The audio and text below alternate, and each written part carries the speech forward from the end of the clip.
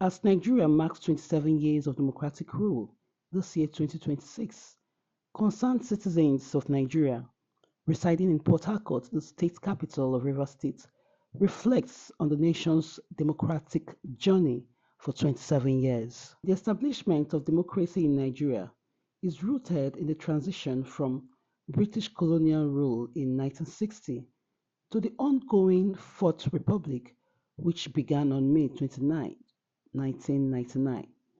This current era of democratic governance ended nearly 3 decades of intermittent military dictatorships. Following a transition overseen by military ruler General Olusegun Obasanjo, Nigeria adopted an American-style presidential system.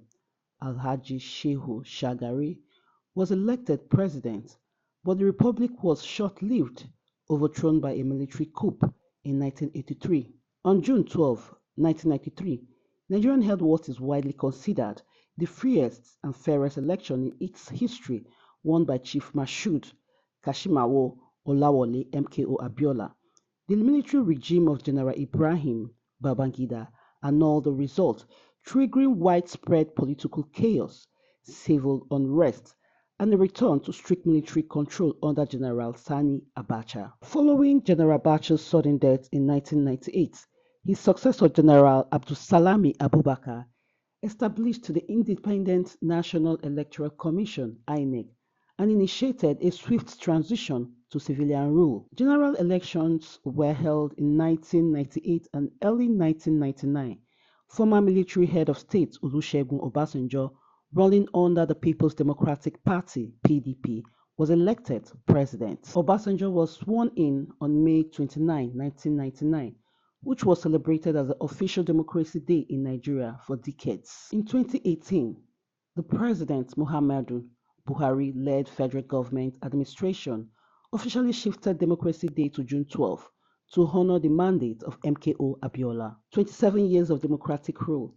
Some residents who spoke applauded the sustenance of civilian rule for 27 years and counting, calling it the longest-lived civilian regime, but collectively they were icked at the practice of democratic governance by political leaders. Dr. Fineface Donamene Fineface, a public and political analyst and executive director of Youth and Environmental Advocacy Center in Rivers State, faulted the variance of democratic practice in Rivers State, as well as the weak electoral system. He urged politicians to practice democracy the exact way as it is meant to be practiced. I think it's worth celebrating because for the first time in the history of Nigeria, Nigeria is experimenting democracy. It's carrying out democratic experiment for 27 uninterrupted years. We've not had it like this before. We have always had a system whereby after a few years of democratic experiments, you have military intervention. But now we've had 27 years of consecutive and continuous democratic regime. So I think it's worth celebrating. But then, are we democratizing in the democracy? The answer is no. Because elections are still being rigged. Voters are still unable to vote for their vote to count. INEC is not as independent as its name reflects. And the people of Nigeria are losing faith in the democratic process.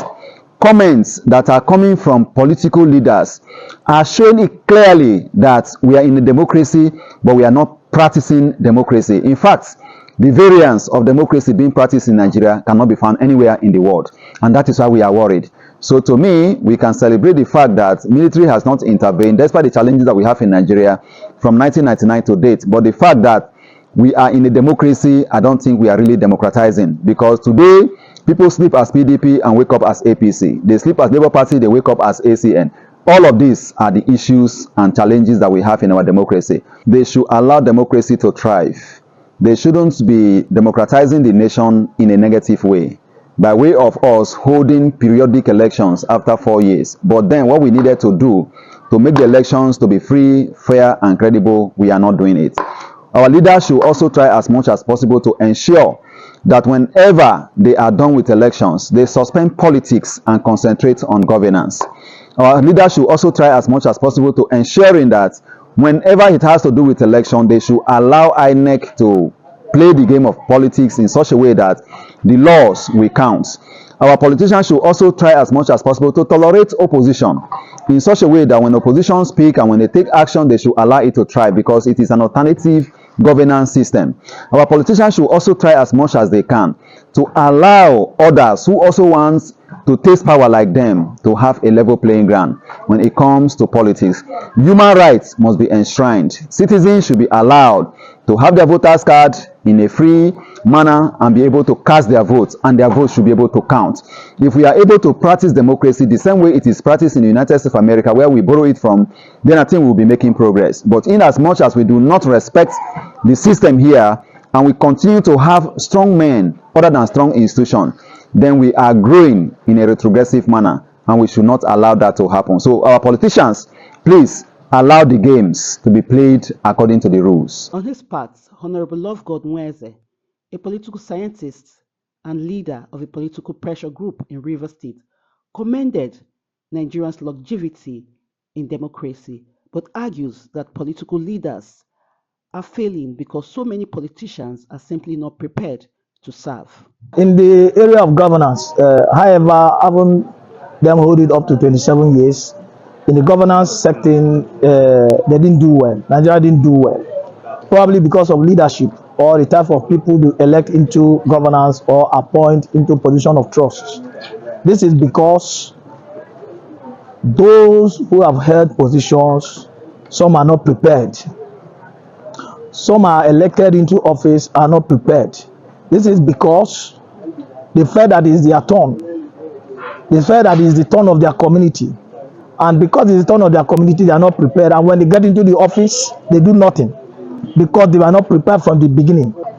But because these persons who go into office, because it's their community turn, because it's their turn, they have brought Nigeria into this level that we are. Nothing has been favorable. You can see our refinery is dying. Nothing is happening. You can see our roads, insecurity. They are preparing to be elected. Some are vied for State House of Assembly, National Assembly, Governor, and the President. To those who want to go into position of trust, they should be prepared first. They should not see themselves as going there for their family, where they will play nepotism and cronyism. But they should see themselves as going there to serve the people. When you prepare yourself to go and serve the people, you will perform, because you will have a listening ear of the people whom you are serving or you are going to serve.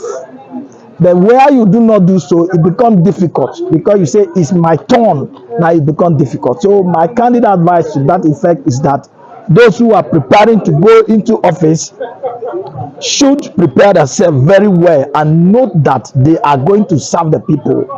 And before going to the office, they should be able to have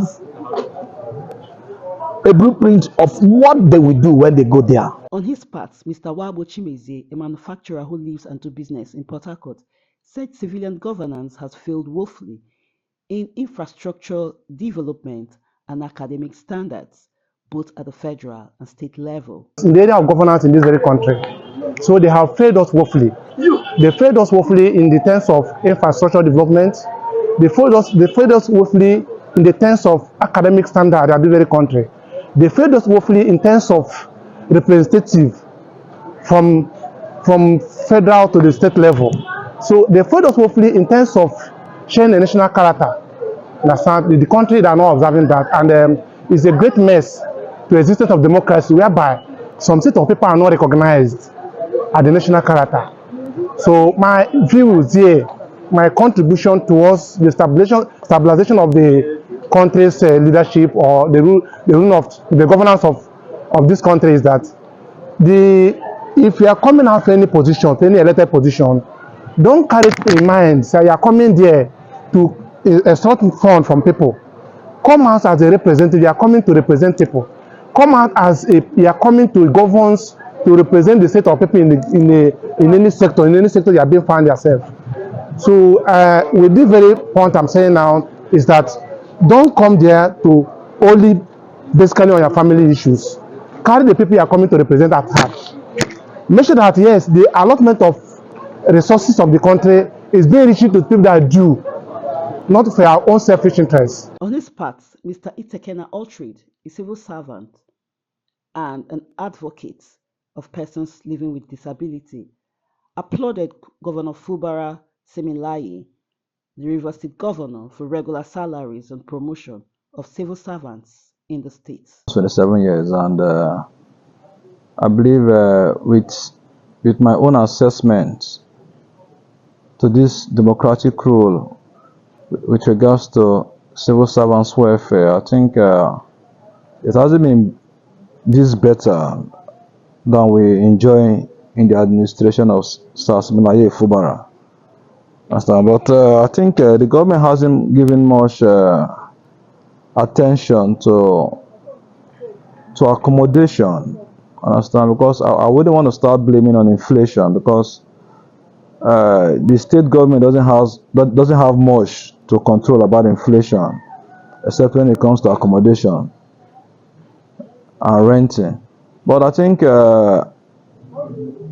civil servants don't really have better accommodation, because the way accommodation is expensive in Rivers State now.